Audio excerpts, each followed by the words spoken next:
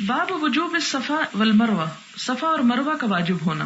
کیونکہ پچھلی حدیث میں یہ بات آ رہی ہے نا کہ رکن کو ہاتھ لگا کر وہ کیا کرتے تھے، احرام کھول دیتے تھے. تو یہاں سے یہ بات واضح نہیں ہوتی کہ کیا صرف بیت اللہ کا طواف کے بعد کھول دیتے تھے یا صفا مروہ بھی کرتے تھے. کیونکہ کہیں ایسا تو نہیں تھا کہ صفا مروہ کو انہوں نے اس کا حصہ نہیں سمجھ رکھا تھا، اسی لیے فوراً بعد یہ باب آیا کہ کوئی یہ نہ سمجھے کہ صرف بیت اللہ کا طواف کافی ہوتا ہے عمرے میں، صفا مروہ جو ہے وہ لازم ہے. یا حج کے موقع پر بھی صرف بیت اللہ کا طواف کافی نہیں ہے، صفا مروہ ساتھ ہی ضروری ہے.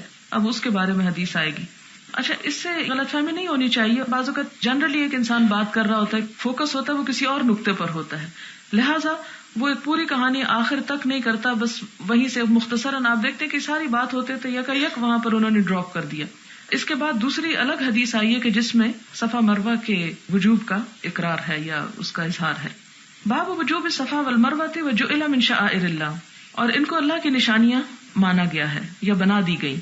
حدثنا ابو الیمان اخبرنا شعیب عن الزہری قال عروہ سألت عائشہ رضی اللہ عنہا فقلت لها ارأیت قول اللہ تعالی. عروہ کہتے ہیں میں نے حضرت عائشہ سے پوچھا، کیا پوچھا؟ کیا تم نے دیکھا ہے یہ اللہ تعالیٰ کا فرمان، یا اس کے بارے میں تمہارا کیا خیال ہے؟ ارأیتی محاورتاً استعمال ہوتا ہے، اس کا بہت لفظی ترجمہ ہو نہیں سکتا. جس طرح ہم کسی سے کوئی مسئلہ پوچھنے لگتے ہیں تو کہتے ہیں اچھا تمہیں پتہ ہے، یا تمہارا کیا خیال ہے، یا اس کے بارے میں کیا کہتے ہیں آپ.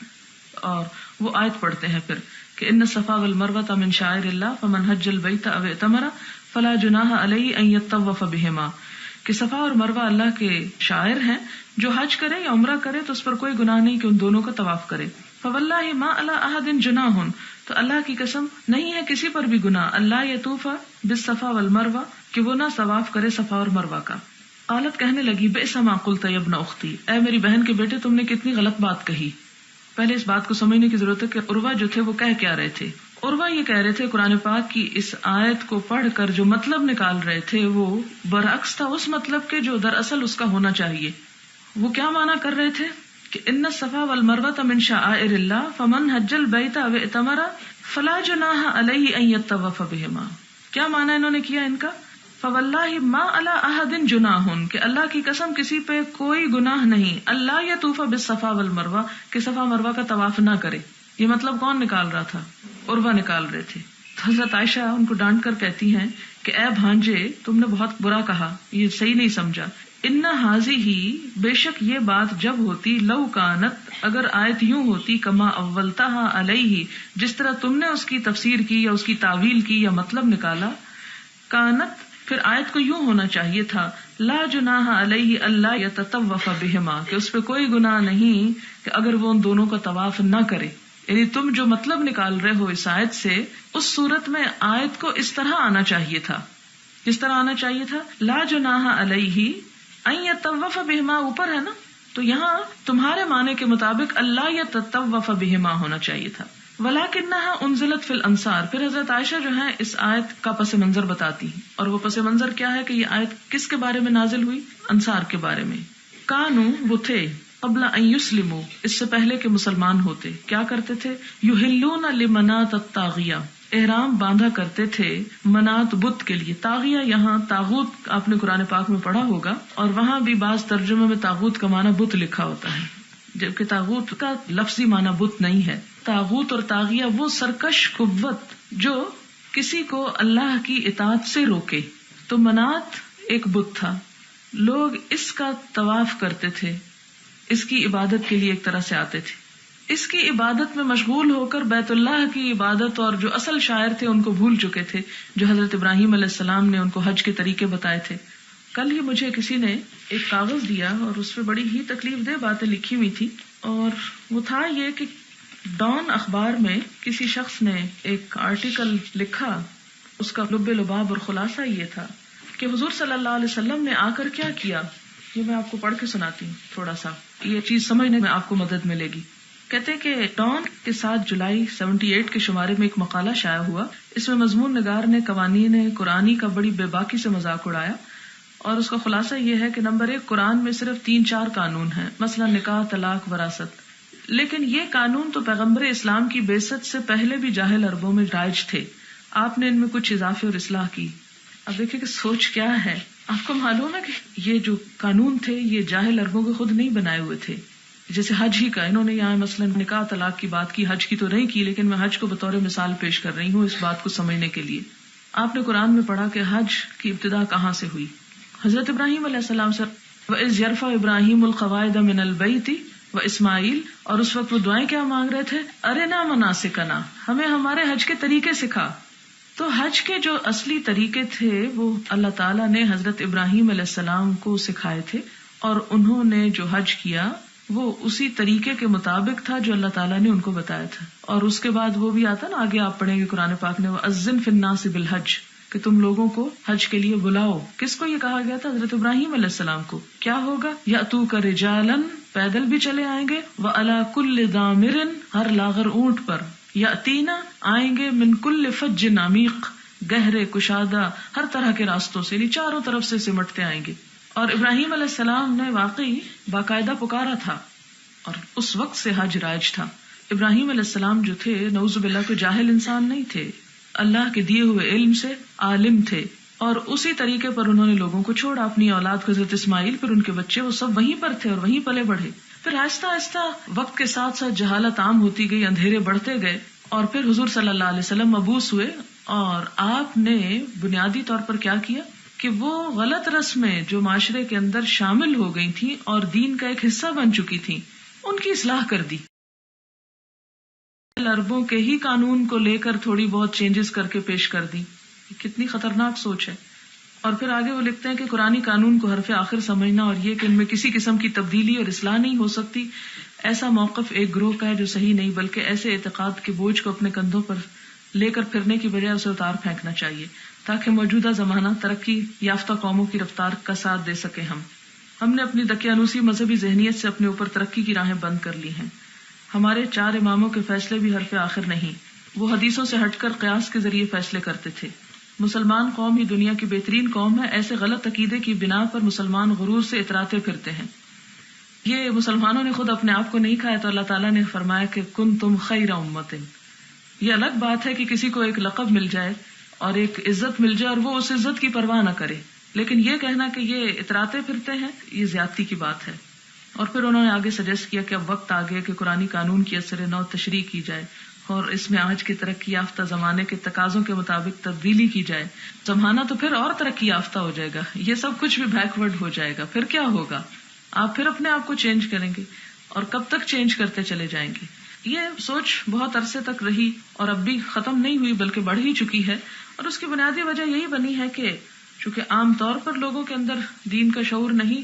ہمارے تنزل اور زوال کی کچھ بھی وجوہات ہو سکتی ہیں، لیکن ان کو دین کے ساتھ ریلیٹ کرنا یہ بھی خالصتاً ایک ایسی سوچ ہے جو کہیں اور سے برآمد ہوئی ہے. کیونکہ ان کے ہاں تو مسئلہ یہ تھا کہ ان کا دین بہت تحریف اور تبدیلی کا شکار ہو چکا تھا، لہٰذا وقت کا ساتھ نہیں دے سکتا تھا. ان کو تو یہ کہنا پڑا کہ دین چھوڑ کر ترقی ہو سکتی ہے. لیکن ہمارے ہاں دین میں اتنی وسعت ہے کہ اس کے سمیت بھی سب کچھ ہو سکتا ہے، بلکہ وہ خود ہمیں ابھارتا ہے کہ یہ سب کچھ کرو. شاید آپ نے پڑھی ہو وہ آیتیں لعلکم تتفکرون لقوم یعقلون لقوم یؤمنون. بہت ساری اللہ تعالیٰ کی قدرت کی نشانیاں فرما کر غور و فکر اور عقل کے استعمال کی بار بار تلقین کی گئی. بے شمار مرتبہ یہ الفاظ ملتے ہیں، لیکن ہماری مشکل یہ ہے کہ ہم صرف باتیں کر کے چھوڑ دیتے ہیں. بہرحال یہ تھوڑا سا پس منظر اس لیے آپ کو بتایا کہ آپ کے ذہن میں یہ بات ہونی چاہیے کہ حج حضور صلی اللہ علیہ وسلم سے پہلے بھی ہوتا تھا. بیت اللہ کے مجاور تھے قریش خاص طور پر.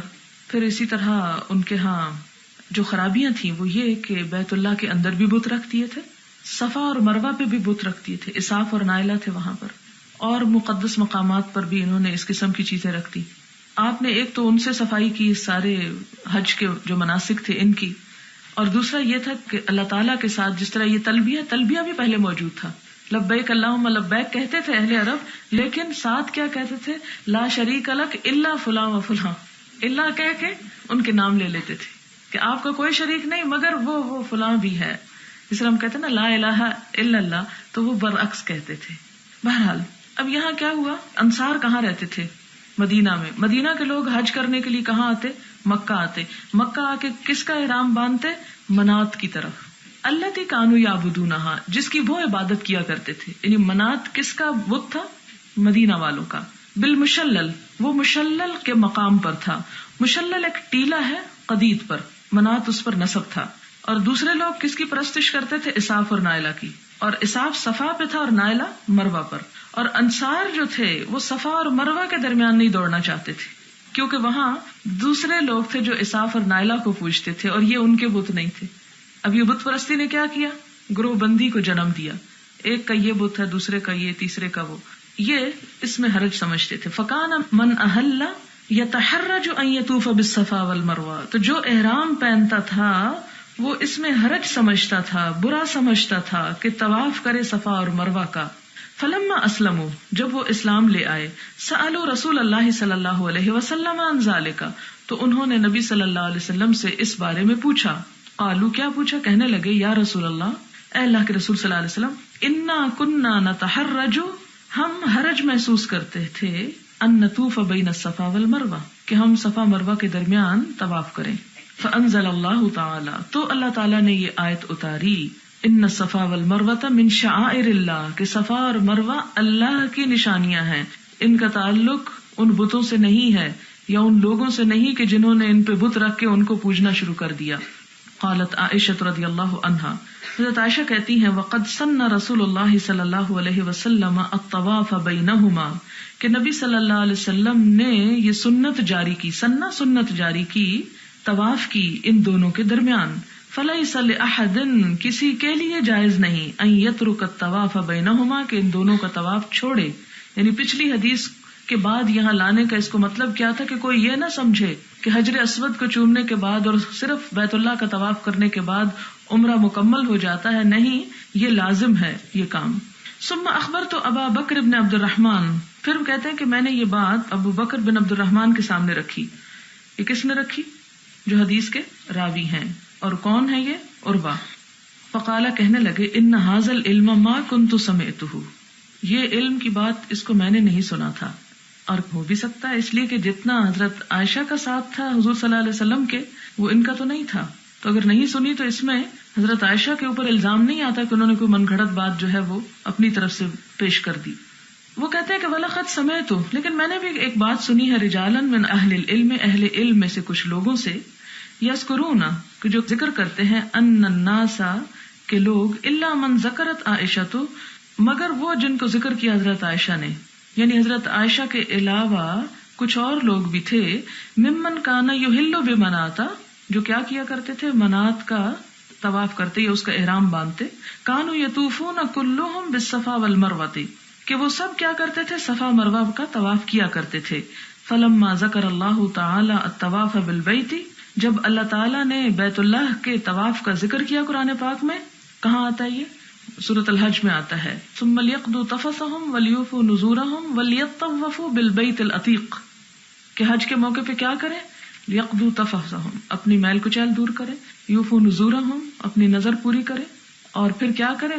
یطوفوا بالبیت العتیق، بیت عتیق کا طواف کریں. تو چونکہ بیت عتیق کا لفظ آیا طواف کے ساتھ قرآن پاک میں، تو کیا ہوا؟ ولم یذکر الصفا والمروہ، صفا مروہ کا ذکر نہیں کیا گیا. فی القرآن، قرآن میں. قالوا، انہوں نے کہا، یا رسول اللہ کننا نطوف بالصفا والمروہ، یا رسول اللہ ہم صفا اور مروہ کا بھی طواف کیا کرتے تھے. وان اللہ انزل الطواف بالبیت فلم یذکر الصفا، اور اللہ تعالیٰ نے صرف بیت اللہ کے طواف کا ذکر کیا ہے، صفا اور مروہ کے طواف کا ذکر نہیں کیا. فہل علینا من حرج ان نطوف بالصفا والمروہ، تو کیا ہم پہ کوئی حرج ہے کہ ہم صفا مروہ کا طواف کریں، کیونکہ اللہ تعالیٰ نے تو حکم نہیں دیا اور پہلے ہم کیا کرتے تھے. فانزل اللہ تعالی، تو اللہ تعالیٰ نے یہ آیت اتاری، ان الصفا والمروہ من شعائر اللہ، کہ صفا اور مروہ اللہ کی نشانیوں میں سے ہیں. قال ابو بکر فاسمع هذه الآية نزلت في الفريقين كليهما، ابو بکر کہتے ہیں کہ میں سنتا ہوں کہ یہ آیت دونوں گروہوں کے بارے میں اتری. فی الذین، ان لوگوں کے بارے میں، کانوا یتحرجون، جو حرج سمجھتے تھے، ان یطوفوا بالجاہلیت، کہ جاہلیت کے دور میں طواف کریں، بالصفا والمروہ، صفا اور مروہ کا. والذین یطوفون، اور ان کے بارے میں بھی اتری جو طواف کیا کرتے تھے. یعنی حضرت عائشہ کی بات بھی درست ہے اور دوسری رائے جو ہے وہ بھی درست ہے کہ اس میں آپس میں کلیش نہیں. دونوں گروہوں کے بارے میں یہ آیت اتری اور اس کے علاوہ کوئی اور بھی ہو سکتے ہیں کہ جس کے دل میں کسی قسم کا کوئی ملال یا خلش تھی صفا مروہ کے بارے میں، ان سب کی صفائی کر دی. لہٰذا آیت صرف ایک نارمل طریقے سے نازل ہونے کی بجائے کہ لوگ اس کا طواف کریں، اس کو دوسرے انداز میں کہا گیا کہ فلا جناح علیہما ان یطوف بہما، تاکہ سب کے ذہن کی صفائی ہو جائے. ثم تحرجوا ان یطوفوا بہما فی الاسلام، کہ وہ جو جاہلیت میں ایسا کرتے تھے تو اسلام میں کرنے میں وہی کام ان کو حرج محسوس ہوا. من اجل ان اللہ تعالی امر بالطواف بالبیت، کیونکہ اللہ تعالیٰ نے بیت اللہ کے طواف کا حکم دیا تھا. ولم یذکر الصفا، اور صفا مروہ کا ذکر نہیں کیا. اب یہاں بھی صرف صفا آیا، مروہ نہیں آیا، تو یہ بھی ایک کلام میں جیسے انسان دوسرے کے سمجھ پہ چھوڑ دیتا ہے کہ اگر صفا ہے تو خالی صفا کو طواف تو نہیں ہو سکتا، مروہ کو شامل ہونا ضروری ہے. حتی ذکر ذالک بعد ما ذکر الطواف بالبیت، یہاں تک کہ ذکر کیا اس کے بعد جو ذکر کیا طواف کا بیت اللہ کا، تو یہ طواف جو ہے سعی کا یہ لازم ہے. یہاں ایک بات میں فائدے کی عرض کرتی چلوں کہ بیت اللہ کے گرد 7 مرتبہ گھومنا ہوتا ہے. صفا اور مروہ کے درمیان بھی 7 چکر ہیں، لیکن وہ کس طرح 7 بنتے ہیں کہ صفا سے مروہ تک 1، مروہ سے صفا تک 2، پھر 3، پھر 4، پھر یہ نہیں کہ ایک مکمل ہوتا ہے صفا سے مروہ اور پھر صفا تک.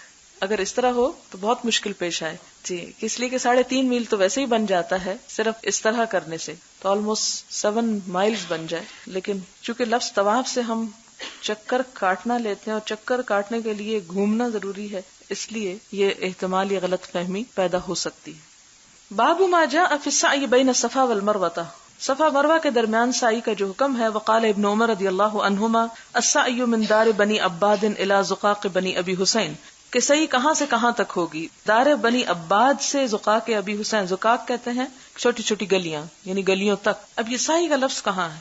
یعنی یہ سعی کا جو لفظ ہے یہ دوڑنے کے معنی میں استعمال ہوا کہ دوڑا کہاں سے کہاں تک جائے گا. یعنی ویسے تو سعی کا لفظ صفا اور مروہ کے درمیان چکر لگانے کو کہا جاتا ہے، لیکن یہاں جو دوسرا لفظ استعمال ہوا سعی، تو سعی کا لفظی معنی کیا ہے؟ دوڑنا. تو دوڑنے کا حصہ کون سا ہے؟ تو دوڑنے کا حصہ بنو عباد سے بنی ابو الحسین تک ہے. اب یہاں پر کیا ہے؟ سب ٹیوب لائٹس لگا کر وہ نشان، میلین اخضرین کا لفظ آپ پڑھیں گے عموماً حج عمرے کی کتابوں میں، تو اس کو لوگ پھر سمجھتے نہیں میلین اخضرین کیا ہے. اخضر کہتے ہیں سبز کو، یعنی سبز نشانوں کے درمیان دوڑنا ہوتا ہے. اور یہ نشیبی جگہ ہے. آپ دیکھیں گے کہ صفا بھی اونچی جگہ پر ہے اور وہاں سے نیچے کو آتے ہیں، اور مروہ بھی پھر ذرا اونچا ہو جاتا ہے. صفا کی نسبت مروہ کم اونچا ہے، لیکن چونکہ پہاڑی تھی اس لیے ہے اونچی. اب تو انہوں نے سب لیول کر کے اوپر فرش بنا دی اور چھوٹے چھوٹے چند نشان بچے ہیں. یہ ابھی ریسنٹلی ہوا ہے. اس سے پہلے کافی کالے کالے پتھر مروہ پہ بھی نظر آتے تھے، لیکن اب کچھ نظر نہیں آتا سوائے چند واجبی نشانوں کے. اور اس کے اوپر انہوں نے شاید کوئی ایسا مٹیریل ڈالا کہ اب وہ مزید نہ گھسیں لوگوں کے پاؤں سے، کیونکہ اب اتنا طواف اور عمرہ ہوا ہے کئی 100 سال سے کہ وہ صرف لوگوں کے چڑھنے سے گھس گھس کر بہت چھوٹے رہ گئے. جبکہ صفا ابھی کافی اونچی، میرے خیال میں آئندہ 1400 سال میں شاید اس کو کچھ مشکل ہو. بہرحال تو اس سب میں ویسے تو نارمل ہی چلنا ہوتا ہے، لیکن یہ جو جگہ ہے دار بنی عباد سے زقاق ابی حسین تک، یہاں پر تیز دوڑنا. اور یہ تیز دوڑنا کیوں تھا؟ کس کی سنت ہے؟ حدثنا محمد بن عبید بن میمون حدثنا عیسی بن یونس عن عبید اللہ بن عمر عن نافع عن ابن عمر رضی اللہ عنہما قال کان رسول اللہ صلی اللہ علیہ وسلم، کہ نبی صلی اللہ علیہ وسلم اذا طاف الطواف الاول، جب پہلا طواف کرتے، خب ثلاثا، تیز دوڑتے تھے 3 میں، ومشى اربعا، اور آہستہ چلتے تھے 4 میں. یہ کون سا طواف ہے؟ بیت اللہ کا. وکان یسعى، اور دوڑتے تھے بطن المسیل، مسیل کہتے ہیں نالا، بطن اس کا نشیب یعنی نالے کے نشیب میں، اذا طاف بین الصفا والمروہ، جب صفا مروہ کا طواف کرتے. فقلت لنافع، تو میں نے نافع سے کہا، اکان عبداللہ یمشی اذا بلغ الرکن الیمانی، کیا عبداللہ بن عمر جب رکن یمانی کے پاس پہنچتے تو عام رفتار سے چلتے تھے؟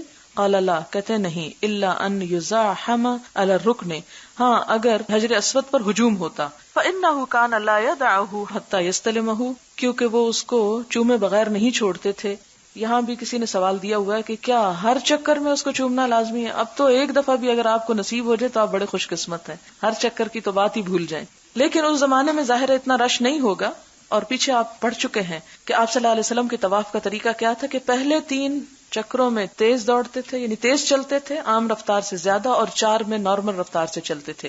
لیکن پہلے جو 3 ہوتے تھے اس میں بھی رکن یمانی سے حجر اسود تک رفتار کو آہستہ کر دیتے، اور اس کی وجہ بھی کل یہی بتائی گئی تھی کہ آگے چونکہ ہجوم ہوتا ہے حجر اسود کے پاس، اس لیے اگر پیچھے سے ریلا دوڑتا ہوا آ رہا ہے تو سب کچھ لے جا سکتے. تو آپ صلی اللہ علیہ وسلم کے ہر کام میں حکمت تھی، وہاں آ کے نارمل رفتار کر دیتے. تو یہاں پر نافع سے پوچھ رہے ہیں یہ راوی کون؟ عبید اللہ بن عمر. کیا پوچھتے کہ کیا عبداللہ بن عمر، چونکہ نافع کے استاد ہیں عبداللہ بن عمر، کیا عبداللہ بن عمر جو ہیں وہ بھی یہاں آ کر آہستہ چلتے تھے؟ کہتے کہ نہیں، ویسے تو تیزی چلتے تھے، لیکن اگر انہیں حجر اسود کو چومنا ہوتا پھر آہستہ چلتے. اور ان کا اکثر طریقہ کیا تھا کہ وہ ہر طواف شروع کرنے سے پہلے حجر اسود کے پاس ضرور جاتے تھے. اب دیکھیں کہ اگر اس وقت جو طریقہ ہے، اگر اس میں ہر شخص یہ اس انتظار میں وہاں کھڑا ہو جائے تو طواف ہی ختم ہو جائے. حدثنا علی بن عبد اللہ حدثنا سفیان عن عمرو بن دینار قال سألنا ابن عمر رضی اللہ عنہما عن رجل طاف بالبیت فی عمرة ولم يطف بین الصفا والمروہ. عمرو بن دینار کہتے ہیں کہ ہم نے عبداللہ بن عمر سے پوچھا. کیا پوچھا؟ عن رجل، ایک شخص کے بارے میں. کیا کام ہے اس شخص کا؟ کہ طاف بالبیت، اس نے طواف کیا بیت اللہ کا، فی عمرة، عمرے میں، ولم یطف بین الصفا والمروہ، اور صفا مروہ کا طواف نہیں کیا. یعنی عمرے کی نیت سے ایک شخص آیا، صرف بیت اللہ کا طواف کیا اور دوسرا نہیں کیا. ایاتی امرأتہ، کیا وہ اپنی بیوی کے پاس آ سکتا ہے؟ قال قدم النبی صلی اللہ علیہ وسلم. تو جواب میں آپ دیکھیں ان کا طریقہ یہ نہیں تھا کہ کہتے ہاں یا نہ، کہتے ہیں قدم النبی صلی اللہ علیہ وسلم، نبی صلی اللہ علیہ وسلم تشریف لائے. فطاف بالبیت سبعا، 7 مرتبہ بیت اللہ کا طواف کیا. وصلی خلف المقام رکعتین، اور مقام ابراہیم کے پیچھے 2 رکعتیں نماز ادا کی. وطاف بین الصفا والمروہ سبعا، اور صفا مروہ کا 7 مرتبہ طواف کیا. لقد کان لکم فی رسول اللہ اسوۃ حسنہ، تمہارے لیے اللہ کے رسول صلی اللہ علیہ وسلم کی زندگی میں بہترین نمونہ ہے. وسألنا جابر ابن عبد اللہ رضی اللہ عنہما، اور ہم نے حضرت جابر رضی اللہ تعالیٰ عنہ سے بھی پوچھا. فقال، تو انہوں نے کہا لا یقربنہا، اس کے قریب نہ جائے، حتی یطوف بین الصفا والمروہ، یہاں تک کہ صفا مروہ کا طواف نہ کر لے. یہ حدیث بھی دراصل صفا مروہ کے طواف کی اہمیت کے بارے میں ہے. حدثنا المکی بن ابراہیم عن ابن جریج قال اخبرنی عمرو بن دینار قال سمعت ابن عمر رضی اللہ عنہ قال قدم النبی صلی اللہ علیہ وسلم مکہ فطاف بالبیت ثم صلی رکعتین ثم سعى بین الصفا والمروہ ثم تلا لقد کان لکم فی رسول اللہ اسوۃ حسنہ. حدثنا احمد بن محمد اخبرنا عبداللہ اخبرنا عاصم قال قلت لانس بن مالک رضی اللہ عنہ. عاصم کہتے ہیں کہ میں نے انس بن مالک سے پوچھا اکنتم تکرہون السعی بین الصفا والمروہ، کیا تم لوگ ناپسند کیا کرتے تھے صفا مروہ کے درمیان صحیح کرنے کو؟ قال نعم، تو وہ کہتے ہیں ہاں. لأنہا کانت من شعائر الجاہلیہ، کیونکہ یہ جاہلیت کے زمانے کی نشانی تھی. حتی انزل اللہ، یہاں تک کہ اللہ تعالیٰ نے یہ آیت اتار دی ان الصفا والمروہ من شعائر اللہ، کہ صفا مروہ جاہلیت کی نشانی نہیں ہے. کس کی نشانی ہے؟ اللہ کی نشانیوں میں سے ہے. اور اللہ تعالیٰ نے اس کو اپنی نشانی کیوں بنا لیا؟ حضرت ہاجرہ نے یہاں پر دوڑ لگائی تھی. اللہ تعالیٰ کو ایک عورت کا عمل بھی پسند آ سکتا ہے اگر وہ خالصتاً اللہ کے لیے. فمن حج البیت او اعتمر فلا جناح علیہ ان یطوف بہما. حدثنا علی بن عبد اللہ حدثنا سفیان عن عمرو بن دینار عن عطاء عن ابن عباس رضی اللہ عنہما قال انما سعى رسول اللہ صلی اللہ علیہ وسلم بالبیت وبین الصفا والمروہ لیری المشرکین قوتہ، کہ نبی صلی اللہ علیہ وسلم نے تیز تیز یعنی دوڑ کر دکھایا سعی بیت اللہ میں اور صفا مروہ کے درمیان، تاکہ دکھائیں مشرکین کو اپنی قوت. زاد الحمیدی حدثنا سفیان حدثنا عمرو قال سمعت عطاء عن ابن عباس مثلہ. باب تقضی الحائض المناسک کلہا الا الطواف بالبیت، حائضہ عورت تمام مناسک حج ادا کرے سوائے بیت اللہ کے طواف کے. وَإِذَا سَعَى عَلَى غَيْرِ وُضُوءٍ بَيْنَ الصَّفَا وَالْمَرْوَةِ، اور جب کوئی سعی کرے بغیر وضو کے صفا مروہ کے درمیان تو کیا حکم ہے؟ اب دیکھتے ہیں کیا حکم ہے. حدثنا عبداللہ بن یوسف اخبرنا مالک عن عبد الرحمن بن القاسم عن ابیہ عن عائشہ رضی اللہ عنہا انہا قالت قدمت مکہ، حضرت عائشہ کہتی ہیں کہ میں مکہ آئی، وانا حائض، اور میں حیض کی حالت میں تھی، ولم اطف بالبیت، اور میں نے بیت اللہ کا طواف نہ کیا، ولا بین الصفا والمروہ، اور نہ صفا مروہ کے درمیان. قالت کہتی ہیں فشکوت ذلک الی رسول اللہ صلی اللہ علیہ وسلم، تو میں نے نبی صلی اللہ علیہ وسلم سے شکایت کی. قال افعلی کما یفعل الحاج غیر ان لا تطوفی بالبیت حتی تطہری، تو آپ نے فرمایا کہ وہ سب کچھ کر لو جو حاجی کرتا ہے سوائے اس کے کہ بیت اللہ کا طواف نہ کرو جب تک کہ پاک نہ ہو جاؤ. تو یہاں پر یہ جو بیت کا لفظ آیا ہے اس سے مراد ہے کہ بیت اللہ کا طواف تو نہیں ہو سکتا لیکن صفا مروہ کا ہو سکتا ہے. ایک معنی اس سے یہ نکلتا ہے. دوسری بات یہ پتہ چلتی ہے کہ ایسی حالت میں عورت حج کر سکتی ہے، صرف بیت اللہ کا طواف نہیں، تو وہ طواف کب کرے گی؟ بعد میں. اس کے بغیر حج مکمل نہیں ہوگا. حدثنا محمد بن المثنى حدثنا عبد الوهاب وقال لي خلیفہ حدثنا عبد الوهاب حدثنا حبیب المعلم عن عطاء عن جابر ابن عبد الله رضی اللہ عنہما قال احل النبی صلی اللہ علیہ وسلم ہوا واصحابہ بالحج، نبی صلی اللہ علیہ وسلم اور آپ کے ساتھیوں نے حج کے لیے احرام پہنا. ولیس مع احد منہم ہدی غیر نبی صلی اللہ علیہ وسلم وطلحہ، اور حضرت طلحہ اور حضور صلی اللہ علیہ وسلم کے علاوہ کسی کے پاس ہدی نہ تھی. وقدم علی من الیمن، حضرت علی یمن سے تشریف لائے، ومعہ ہدی، اور ان کے ساتھ بھی ہدی تھی. فقالت، انہوں نے کہا، احللت بما احل بہ النبی صلی اللہ علیہ وسلم، میرا احرام بھی وہی ہے جو آپ صلی اللہ علیہ وسلم کا ہے. فامر النبی صلی اللہ علیہ وسلم اصحابہ، تو آپ صلی اللہ علیہ وسلم نے اپنے ساتھیوں کو حکم دیا، ان یجعلوها عمرۃ، کہ وہ اسے عمرے میں بدل دیں، ویطوفوا، اور طواف کریں، ثم یقصروا، پھر وہ بال کم کروائیں، ویحلوا، اور حلال ہو جائیں، کیونکہ عمرے کے بعد بھی بال کتروائے جاتے ہیں. الا من کان معه الہدی، مگر جس کے پاس ہدی ہو. فقالوا، تو انہوں نے کہا، ننطلق الی منن وذکر احدنا یقطر منیا، کیا ہم منا اس حال میں جائیں کہ ہمارے ذکر سے منی ٹپک رہی ہو. یعنی صحابہ کرام نے اس بات کو ناپسند کیا کہ عمرے کے بعد احرام کھول دیں. فبلغ النبی صلی اللہ علیہ وسلم، تو یہ بات نبی صلی اللہ علیہ وسلم کو پہنچی. فقال، تو آپ نے فرمایا، لو استقبلت من امری ما استدبرت، اگر مجھے پہلے معلوم ہوتا جو مجھے اب معلوم ہوا ہے، ما اہدیت، تو میں ہدی ساتھ نہ لاتا، ولولا ان معی الہدی لاحللت، اور اگر میرے پاس ہدی نہ ہوتی تو میں بھی حلال ہو جاتا، یعنی عمرے کے بعد احرام کھول دیتا. وحضرت عائشہ رضی اللہ عنہا، حضرت عائشہ کو حیض آ گیا. فنسکت المناسک کلہا، تو مناسک حج انہوں نے تمام کے تمام ادا کیے، غیر انہا لم تطف بالبیت، سوائے اس کے کہ انہوں نے بیت اللہ کا طواف نہ کیا. فلما طہرت، جب پاک ہوئی، طافت بالبیت، طواف کیا بیت اللہ کا. قالت یا رسول اللہ، کہنے لگی یا رسول اللہ صلی اللہ علیہ وسلم، تنطلقون بحجۃ و عمرۃ، آپ سب تو حج اور عمرہ کر کے جائیں گے، وانطلق بحج، اور میں صرف حج کر کے. فامر عبد الرحمن ابن ابی بکر ان یخرج معها الى التنعیم فاعتمرت بعد الحج، آپ نے ان کی خواہش پوری کر دی. اگر ہمارے ہاں کوئی عورت ایسی کوئی بات کرے تو کیا جواب ملے گا اس کو کہ تم عورتوں کی بڑی مصیبتیں ہیں، تمہاری وجہ سے ہم لیٹ ہوتے ہیں. وہ لوگ کہاں ہیں جو کہتے ہیں کہ اسلام نے بہت زیادتی کیا اور عورت کو تو عبادت کا بھی حق پورا نہیں دیا اور ایسی اور ایسی بات. یہاں آپ دیکھیں سارا قافلہ ایک طرف، ایک عورت کی خواہش پہ ان کو عمرہ کروایا جا رہا ہے، حالانکہ عمرہ تھا، نفل عبادت تھی، افراد بھی تو ہو سکتا تھا. اور حضور صلی اللہ علیہ وسلم یہ بھی کہہ سکتے تھے تمہارے لیے حج افراد کافی ہے، نہ کرو عمرہ، کوئی بات نہیں. لیکن ان کا یہ کہنا کہ آپ سب تو 2 عبادتیں کر کے جائیں اور میں صرف ایک، تو آپ نے ان کی یہ بات پوری کروا دی. اور شاید حضرت عائشہ نے اور عورتوں کے لیے نمونہ بننا تھا، اس لیے اللہ تعالیٰ نے ان کو عین ان دنوں میں ایک مشکل میں ڈالا تاکہ اور بھی کوئی عورت اگر اس مرحلے سے گزرے تو وہ بھی تنعیم چلی جائے. حدثنا معمر بن ہشام حدثنا اسماعیل ان ایوب ان حفصہ قالت كنا نمنع عواتقنا ان يخرجن فقدمت امرأة، یہ پیچھے حدیث گزر چکی ہے، ترجمہ نہیں کروں گی، ویسے ہی پڑھ لیں. فقدمت امرأة فنزلت قصر بني خلف فحدثت ان اختها كانت تحت رجل من اصحاب رسول الله صلی اللہ علیہ وسلم قد غزا مع رسول الله صلی اللہ علیہ وسلم 12 غزوة وكانت اختي معه في 6 غزوات. قالت كنا نداوي الكلمة ونقوم على المرضى، فسألت اختي رسول الله صلی اللہ علیہ وسلم فقالت هل على احدانا بأس ان لم يكن لها جلباب الا تخرج؟ قال لتلبسها صاحبتها من جلبابها ولتشهد الخير ودعوة المؤمنين. فلما قدمت عطية رضي الله عنها سألناها او فقال سألناها فقالت وكانت لا تذكر رسول الله صلى الله عليه وسلم ابدا، حضرت عطیہ حضور صلی اللہ علیہ وسلم کا کبھی ذکر نہیں کرتی تھی، الا قالت بأبي، مگر ضرور کہتی کہ میرا باپ آپ پہ قربان. فقلنا اسمعت رسول اللہ صلی اللہ علیہ وسلم یقول کذا وکذا؟ قالت نعم بأبی. فقال لتخرج العواتق وذوات الخدور والحید فيشهدن الخير ودعوة المسلمين ويعتزل الحید المصلى. فقلت الحائز؟ فقالت اوليس تشهد عرفہ وتشهد كذا وتشهد كذا؟ کیا حائزہ عورت عرفہ میں کھڑی نہیں ہوتی اور فلاں مقام پہ حاضری نہیں دیتی؟ تو اگر عیدگاہ میں چلی گئی تو کیا فرق پڑتا ہے؟ باب الاحلال من البطحاء وغیرها للمکی وللحاج. الاحرام پہننا من البطحاء، بطحاء سے یعنی مکہ سے مراد ہے، وغیرها اور اس کے علاوہ جگہوں سے، للمکی مکی کے لیے یعنی جو شخص مکہ کا مقیم ہو، سٹیزن ہو، اس کے لیے، وللحاج